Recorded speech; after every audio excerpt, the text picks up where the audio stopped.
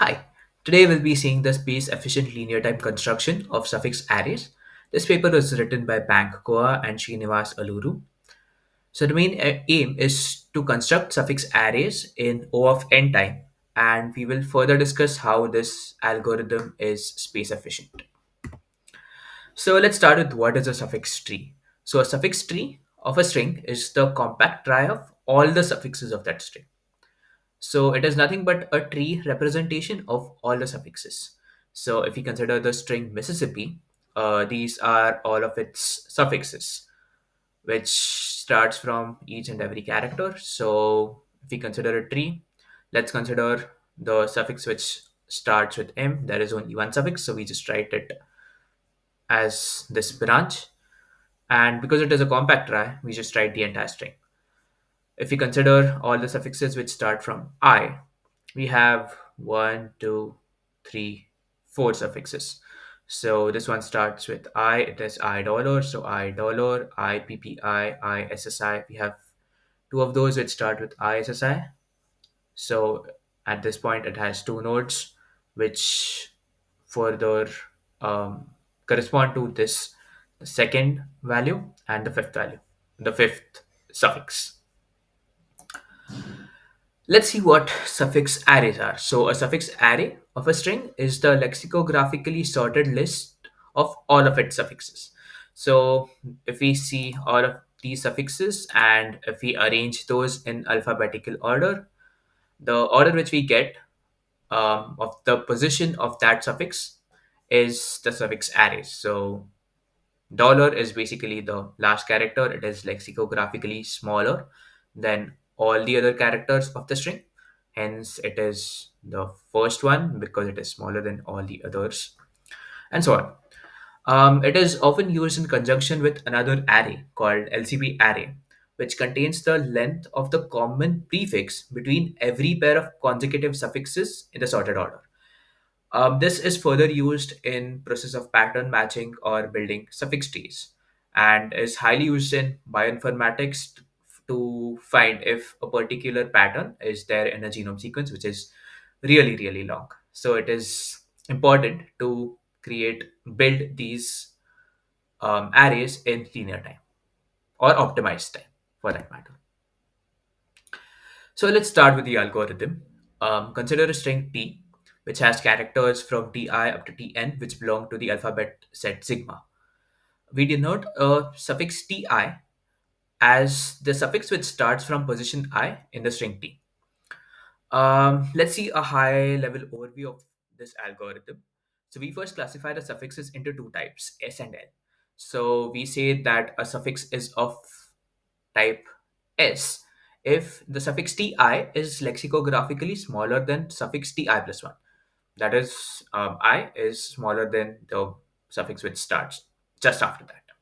And it is of type L if the suffix ti plus 1 is smaller than ti, which also means ti is greater than ti plus 1.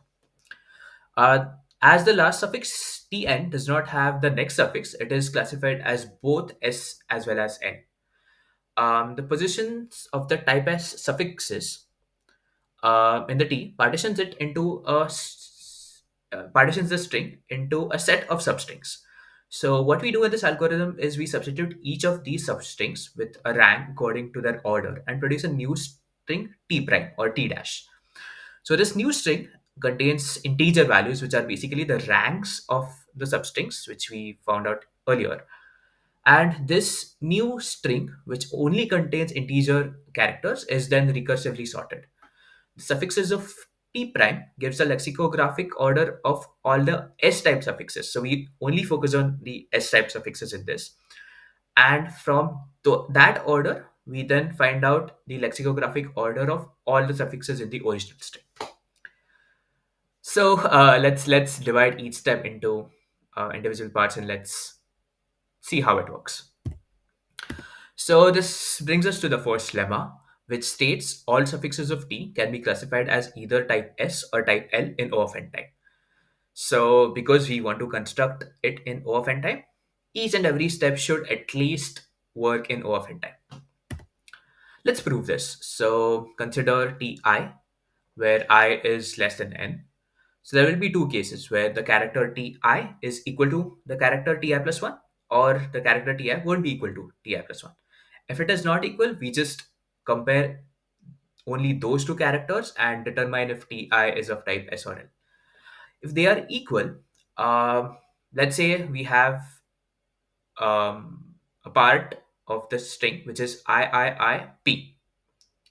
In that case, what we do is we find the smallest character j, which is greater than I and which is not equal to the first character. So in this case, if we have p, we find p, the position of p, which is, as p is not equal to I, the p will be j and I will be the ith character.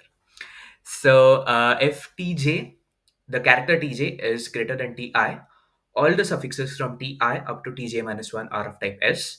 If tj is less than ti, all the suffixes from ti up to tj minus 1 is of type N. And as we are just doing a scan of characters in the string from 0 to n minus 1, and comparing just two characters at a time, this can be done in O of n time. So for our string Mississippi dollar, let's just see for the first two characters, we have I, which is lexicographically smaller than M, hence this is of type L. If we consider SS, so these two are the same. Hence, if we consider the original definition of S and L, there is no condition which says if they are equal, what to do. So we find the smallest character J. In that case, here it is I. We compare it with the first character and determine that because I is less than J, all the suffixes which start with the same character S will be of the type L. So SSI, SSI, PPI dollar will be of type L, and SI, SSI, PPI dollar will be of type L, and so on. And because we are just comparing two characters at a time, we can do it in O of n time. This brings us to lemma 2. So a type S suffix is lexicographically greater than type L suffix that begins with the same character. If we check the example in the previous, in the Mississippi example, so we have, let's see, I dollar is of type L, and ISSI PPI dollar is of type S. So I dollar is always lexicographically lesser than ISSI PPI dollar, and we will be proving this. So let's consider ti as a suffix which is of type S, and tj is another suffix which is of type L. And let's say both of these start with the same character c. So we can write ti as c raised to k ci alpha, where alpha can be anything. So, and tj is c raised to l c2 beta, where beta can be anything. It can be an empty string or not. It doesn't matter for this point. So c raised to k and c raised to l denote the character c repeated for corresponding k and l times, which is greater than 0. So if we consider, let's just call the character b. So we have b b b b b, p and followed by a string, and b b b b b a followed by a string. So ci in that case is p, and c2 in that case is a. Because we have mentioned them to be of type S and L, Ci will be greater than C and C2 will be lesser than C. So let's take case 1 where K is lesser than L. So the repeated characters in Ti is lesser than the repeated characters in Tj. In that case, C1 is compared to one of the C's from Tj, and because we have mentioned C1 is greater than C, Tj will be lexicographically smaller than Ti. Similarly, if K is greater than L, C2 will be compared with one of the characters in C raised to K. And because we have C2 is less than C, Tj will be lexicographically smaller than Ti. Let's consider another case where K is equal to L. Then C1 will be compared to C2. And because C1 is greater than C and C2 is lesser than C, um, obviously C1 will be greater than C2. And because that is the condition, we have tj is lexicographically lesser than ti. So in all the cases, we have tj, which is of type L, is lexicographically smaller than ti, which is of type S, and both start with the same character. So this brings us to corollary 3. So in the suffix array of t, among all the suffixes that start with the same character, the type S suffixes appear after the type L suffixes. This is basically built on the previous lemma that S suffix is greater than L suffix. Hence, if we are just arranging them in lexicographic order, the type S suffix will appear after the type L suffixes. So let's continue our algorithm having known the both lemmas and the corollary. So we define A as an array consisting of all the suffixes of T, not necessarily in the sorted order. We define B as an array of just the S-type suffixes in the sorted order. So if we just go back, we can see that S-type suffixes are the ones which start from position 2, 5, 8, and 12. And if we just sort them lexicographically, we will have 12, then 8, then 5, and then 2. Let me just confirm. 12, 8, 5, and 2. Yep. So that will be our B, 12, 8, 5, and 2. So using B, we can compute the lexicographically sorted order of all the suffixes of T. This can be done as follows. So the first step is to bucket all the suffixes of T according to their first characters, just the first characters in A. So each bucket will consist of all the suffixes that start with the same character, and this step will take often time because we are just considering one character. So we just scanning the array and then bucketing according to the character. So if you consider the string Mississippi, you will have the first bucket which starts from dollar, which will just have the position 12, I, which will have 2, 5, 8, 11, M, 1, P, 9, 10, S, 3, 4, 6, 7. So we've just done a count or hashing of all the first characters and then just put them in a bucket. Let's go to the second step. So we scan B from right to left. Mind you, our B here is 12, 8, 5, 2, which is the sorted order of the S type suffixes. For each suffix encountered in the scan, move the suffix to the current end of the bucket in A and advance the current end by one position to the left. So for 12, it doesn't matter. For 8, what we'll do is we'll move the suffix to the current end of the bucket. So 8 will go here, 8 will go to the end, and then we advance the current end by one position to the left.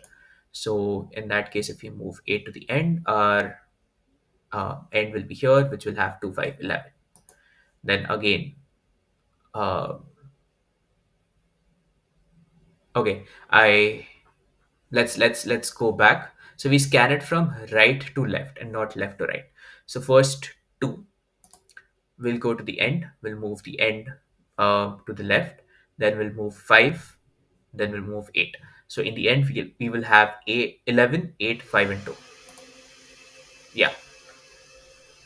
So more specifically, what we have done here is the move of a suffix in array A to a new position should be taken as swapping the suffix with the suffix currently occupying the new position. So after the scan of B is completed, all the S-type suffixes are in their current position, are in their right position in A. And because we are just doing a scan according to B, the total time will be O of B, which is always smaller than O of N. So for this third step, we then scan the new A from left to right. And for each entry A of I, we check if T of AI minus 1 is of type L. And if it is, we move it to the current front of the bucket and advance the front of the bucket by 1. Again, we are doing a scan of A and then um, just doing one move for every element, and this can be done in O of n time. So let's consider for 12, we are just moving 11 to the front. For 11, we are moving 10 to the front.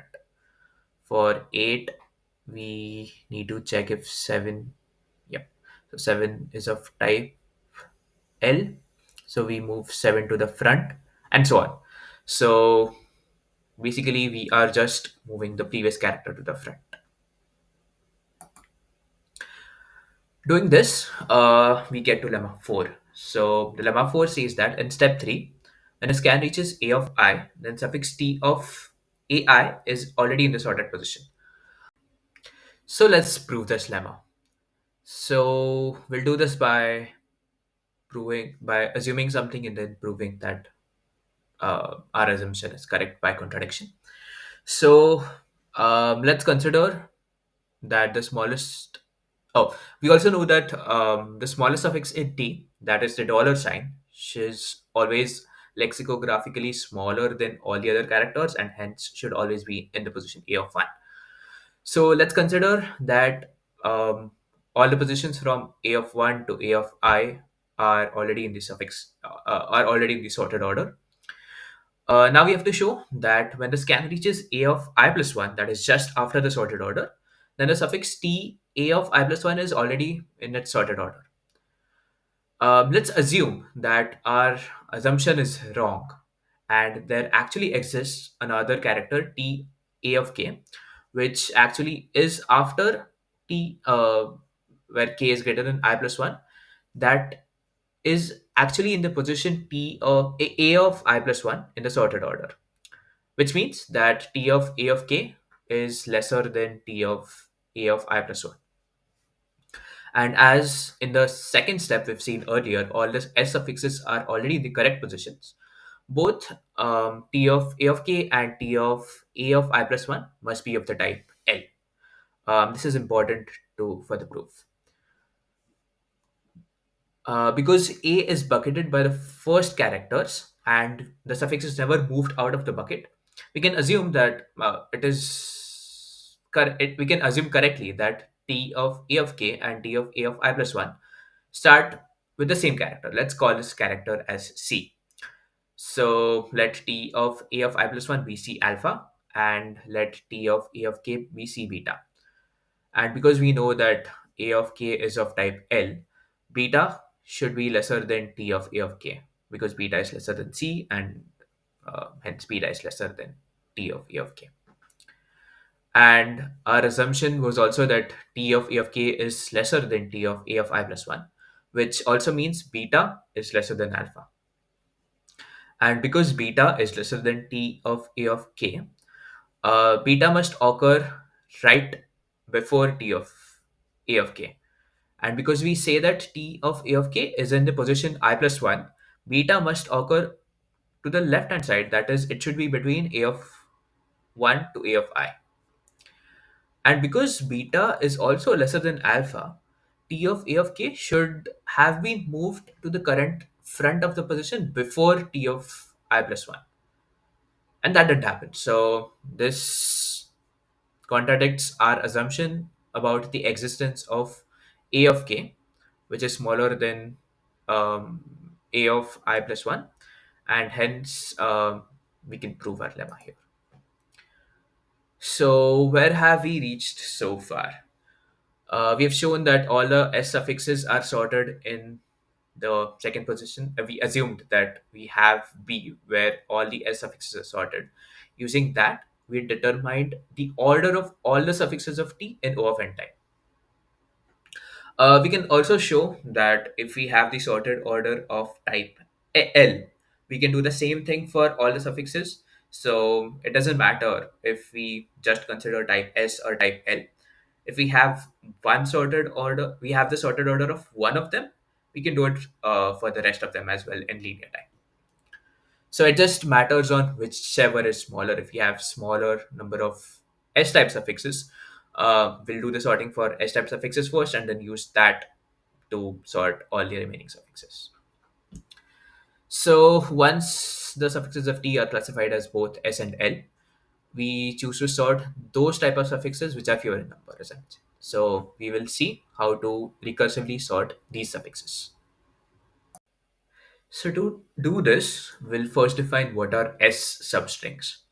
So a substring which starts from position Ti up till the position Tj is called S substring if the characters if the substring starting at both positions I and J are the suffixes starting at both positions I and J are S type suffixes, and all the suffixes between those are of type L. So for simplicity, let's call those as positions. So we define I of T to be of position S if Ti is of type S, and I to be of position I of type L position if the suffix Ti is of type L. So if we are considering Ti to Tj, this is a S type substring only if I and J are of type S positions, and all the positions from Ti plus 1 up till J minus 1 are of type L positions. So, as we've seen earlier, if we have the sorted order of the S suffixes, we can sort all the other suffixes. To have the sorted order of S suffixes, what we are going to do in this algorithm is to first sort all the S type substrings and use this later. So, if we just sort all the S type substrings, we basically generate buckets of all the substrings such that these substrings in one bucket are identical. So if we have, let's say, a type substring called IPPI and IPPPI, so all the suffix which start from IPPI are in one bucket and IPPPI are in another bucket. And from this, we actually generate a new string called T prime. So how do we do this is by scanning T from left to right. For each type S position in T, we write the bucket number for the type S substring starting from that position. So basically, our T prime consists of all the integers which has the ranks of the corresponding S type substrings present in the original string T. And we can also see that each S suffix in T has a natural correspondence with each suffix of T prime, because basically T prime is concatenating S type substrings, and each S type suffix is also comprised of S type substrings. And because of this, in the lemma 5, we'll be proving that sorting all the suffixes of T prime is the same as sorting all the S type suffixes of T. And sorting integer strings of T prime is way easier than sorting all the S type suffixes of T. So let's see how we can sort S type substrings in linear time. So we have this A array, which you've seen earlier, which is basically bucketing done according to the first characters. So for each suffix Ti, we define the S distance to be the distance from its starting position I to the nearest type S position to the left. If there is no type S position to the left, we define the S distance to be 0. Let's see an example. Yep. So for M, we have no S type position to the left, so this is 0. S distance is 0. For I, it is 0. For S, we have S type position just 1 to the left, so S distance for S is 1. Similarly, for this S, the S distance is 2. For this S, the S distance is 3. For the next for the next S, the S distance is 1, 2, 3. Again, 1, 2, 3, and 4. So you can see that uh, as we increase the S distance, the number of strings having that particular S distance is either, so let's consider S distance as I. So the number of strings having S distance I plus 1 is either equal or lesser than the number of strings having the s distance I plus 1 is always lesser than number of substrings having I. So let's see how we can find this s distance in linear time. What we do is we keep a track. We have another array called distance I. We scan the array A from left to right. We scan P from left to right and keep a track of the distance of the current position of the nearest S position. And we just update it in distance I. So this can be done in linear time. The next step in sorting the S type suffixes is that we create M lists such that a list J, let M, so M is basically the largest S distance. In the example of Mississippi, it was 4. So we create M lists such that each J corresponds to the S distance present in the original string T, and we put all the positions which have that particular edge distance. So if we just see here, we have, and the j or the list j is between 1 to m. So for 1 we have 3, 6, 9.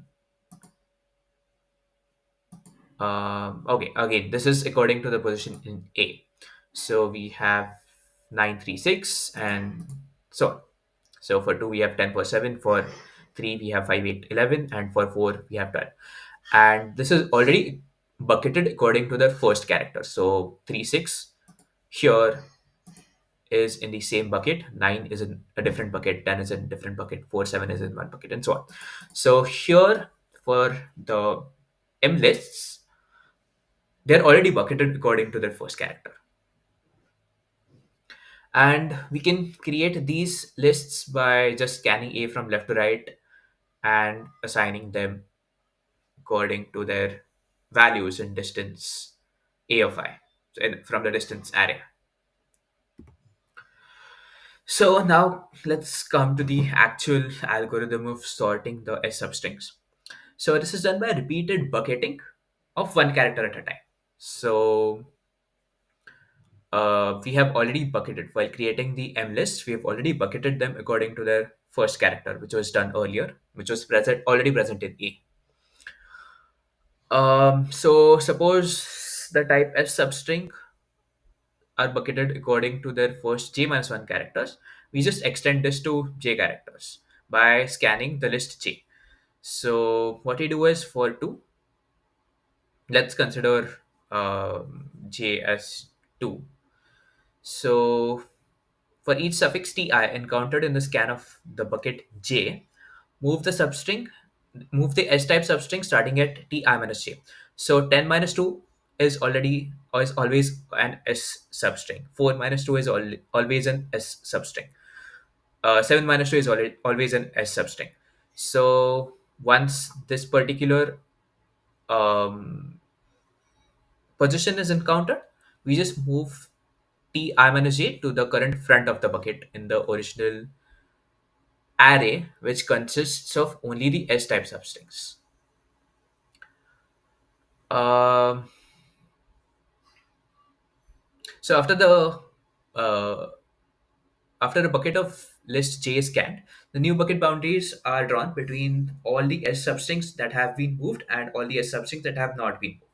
So if we consider, let's consider 10. This bucket is for position is for the character P, and we have IP, and something else. So because we are bucketing according to one character at a time, after we are done with the second list, all the IPs will be in the same bucket. I hope you understand. So we are just bucketing one character at a time. So IP will be bucketed in the first, will be done in the second thing. Then we have IPP which will be bucketed in the third list, and so on. So we are just doing this one at a time, and because the total size of all of these is equivalent to n, this entire sorting can be done in linear time.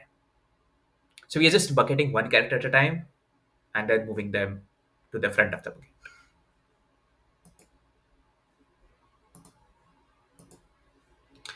So, um,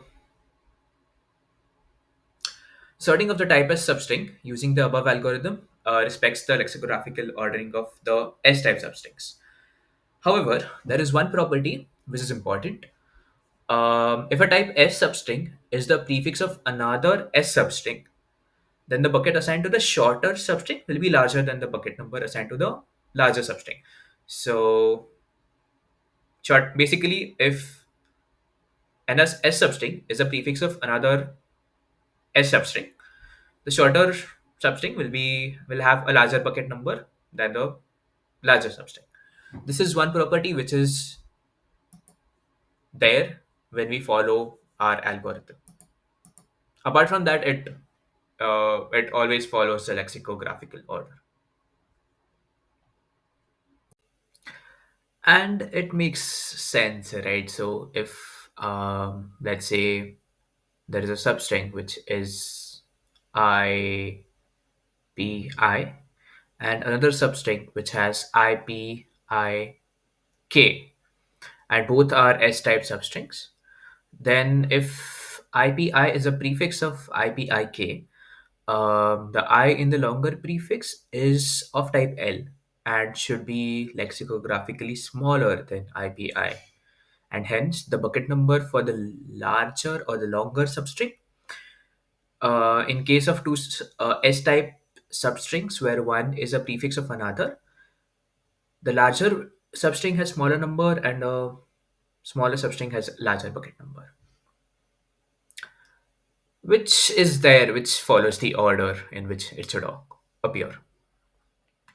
So, based on the bucketing which we have created in the earlier step, we now construct a new string t prime, which corresponds to all the S type substrings in T. Each S type substring is replaced by its bucket number, um, and in the T prime. And T prime is the sequence of the bucket numbers in the order in which the S type substring appear in T. Now, because every S suffix in T starts with an S substring, IPPI is an S substring, so S substring, then the suffix which starts from IPPI will start from that particular S type substring, right? That's the reason there is a natural one to one correspondence between the S suffix of T and every suffix of T prime. And because of this one to one correspondence, um, T if Ti is a suffix of T and T prime I prime is the suffix of T prime, T I prime can be found out by replacing Ti can be obtained from Ti by replacing the type as substring in Ti with its corresponding bucket number, and the reverse can be done as well. So this brings us to dilemma 5. So if T and Tj are two suffixes of T and Ti prime and Tj prime are the suffixes of T prime, then if Ti is lexicographically lesser than Tj, Ti prime is also lexicographically smaller than Tj prime, and the reverse is also true. So let's prove this. To show this, we'll first go with one part of the proof, or one part of the lemma. That is, Ti prime is lesser than Tj prime, implies that Ti is also lesser than Tj. So the prefix of Ti and Tj corresponding to the longest common prefix of Ti prime and Tj prime must be identical because of the correspondence, the one-to-one correspondence. Consider the leftmost position of Ti prime and Tj prime that differ and that is not the same. Such a position exists, and a character or the bucket numbers of Ti prime and Tj prime in that position determines which of both of these is lexicographically smaller. And it makes sense. So if you have something which is equal, the next character itself determines which one is bigger or smaller. Let k be this bucket number in ti prime, and l be the bucket number in tj prime that are different from the prefixes, common prefixes. Since ti prime is lesser than tj prime, k is smaller than l because of that one-to-one correspondence. Let us consider alpha to be a substring corresponding to k and beta be a substring corresponding to l in the original t. So alpha and beta can be of different lengths, but alpha cannot be a proper prefix of v because the bucket number corresponding to the prefix must be larger, and we know that for the smaller prefix the bucket number is larger, and for the larger prefix the bucket number is smaller. This is again due to the algorithm which we have created. And because alpha is not a proper prefix of beta, there can only be two cases where beta is not a prefix of a, or beta is a proper alpha. Sorry, beta is not a prefix of alpha, or beta is a proper prefix of alpha. So in the case one where beta is not a prefix of alpha, k is lesser than a implies alpha is lesser than beta, which then implies ti is lexicographically smaller than tj. And in the case 2, if beta is a proper prefix of alpha, let the last character of beta be c. The corresponding position in t is an s-type position, and the position of c in alpha must be of l-type position. And because l-type is always smaller than s-type, we will have ti being lexicographically smaller than tj. And the same can be proved in the other way as well. So there exists a one-to-one correspondence between the comparisons of Ti and Tj with Ti prime and Tj prime. So because we have done all of this, we can state that the sorted order of the suffixes of T prime determines the sorted order of all the S-type suffixes of T due to the one-to-one correspondence and due to the one-to-one correspondence between the comparisons as well. So our problem is now simple. It's just sorting all the suffixes of t prime. And again, we need to have the recursive algorithm to bucket all the um, suffixes into bucketing all the suffixes which are same into one bucket and ordering those. So because of that, it is easier to sort t prime, which is just the ranks, than to sort all the S-type suffixes, which are sequences of characters. So the problem of sorting the type S suffixes of T thus can be reduced to the problem of sorting of the suffixes of T prime. As I mentioned, the characters of T prime are integers, and the suffix sorting can be recursively applied to T prime. So this leads to a recurrence relation of Tn, and again, we are considering just the S-type suffixes. So the size of T prime is at most n by 2. Because that is the case, the recurrence relation becomes Tn equal to Tn by 2 plus O of big O of n additional time, and this all of this can be done in O of n. So because we have done multiple steps, each taking O of n, our final time complexity is linear. Now let's look at the final algorithm to find the suffix array of a string t. So first step is to classify all the suffixes as either s or l. We saw that can be done in linear time. Then we sort all the suffixes according to their first characters. This again can be done in linear time. Next step is constructing of m lists according to the s distance of each suffix and the sorted order of their first characters. Because we have the order of the first characters, and because we can just scan the algorithm once to scan the array once to find the s distance, and scan the array second time to create the M lists. This can be done in linear time as well. Using these M lists, we then sort all the S type substrings and repeatedly bucket them into M lists. Then we construct the new string T prime. It should be T prime here, but we construct new string T prime according to the bucket numbers of the type S substrings. Then we recursively apply our algorithm and obtain the sorted order of the type S suffixes. And we use this sorted order of the type S suffixes to sort all the suffixes, all the remaining suffixes of T. And all these steps can be done in linear time. So the entire complexity is linear time. Now let us consider the space requirements as well. So except for the step 4, the calculations of the space requirement for each of the steps is pretty straightforward. And to be honest, it does not offer, it offers a little room for improvement um, in all the other steps. So we'll focus on step 4, that is sorting all the S substrings by repeatedly bucketing them into M lists, because that is the only place where we can actually reduce the space.